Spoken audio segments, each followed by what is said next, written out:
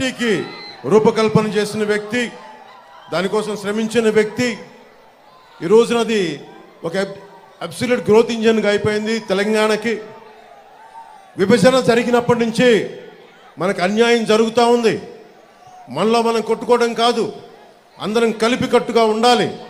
2014 నుంచి మనకి పార్టీలు విడిపోకుండా ఉండాలి. ఎవరికాళ్ళు సొంతంగా చేస్తే మళ్ళీ దుర్మార్గులు రాజ్యాలు వెళ్తారు. 2014 నుంచి ఆ రోజు నేను ఇక్కడ శ్రమ పడతా ఉన్నాను. దాంట్లో భాగంగానే 2014లో అరివిల్లి రాధాకృష్ణ గారు మొట్టమొదటిసారిగా ఎమ్మెల్యేగా ఎన్నికయ్యారు.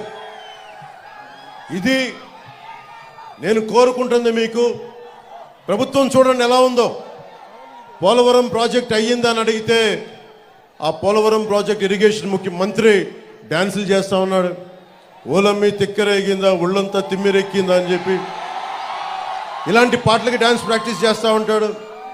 రీహాబిలిటేషన్ ఏమైంది, పునరావాసం కల్పించారా లేదా అంటే అబ్బని తెయ్యని దెబ్బ ఎంత కమ్మగా ఉందరా అబ్బా అని చెప్పి అతను దాని మీద డ్యాన్స్ ప్రాక్టీసులు చేస్తూ ఉంటాడు. మనకి మంత్రులు బూతులు తిట్టేవాళ్ళు, ఇక్కడ మంత్రిలాగా దాడులు చేసేవాళ్ళు, డ్యాన్సులు చేసేవాళ్ళు వైసీపీ క్యాబినెట్లో ఉన్నారు. ఇంతమంది ఈరోజు నేను మీకోసం చప్పట్లు కొట్టించుకోవడానికి రాలేదు. మీకోసం మేమందరం నిలబడడానికి వచ్చాం. ఇక్కడికి తగ్గాం మేము. చంద్రబాబు గారు తగ్గారు. ఒక బలమైన వ్యవస్థాపక బలం ఉండి కూడా ఆయన తగ్గారు. ముఖ్యంగా నేను ఇక్కడ తణుకు నియోజకవర్గం జనసేన అభ్యర్థిని ప్రకటించిన తర్వాత కూడా నేను తగ్గాల్సి వచ్చింది.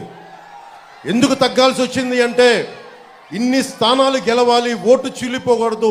దాంట్లో భాగంగా మా అన్నయ్య నాగబాబు గారి సీటు కూడా అనకాపల్లి పార్లమెంట్ అభ్యర్థిగా ప్రకటించి కూడా మన భారతీయ జనతా పార్టీ కేంద్ర నాయకత్వం అడిగినప్పుడు దాన్ని నేను తీసుకొని మా అన్నయ్య గారికి కూడా క్షమాపణలు చెప్పి పెద్ద మనసుతో అర్థం చేసుకోమని నేను తగ్గాను.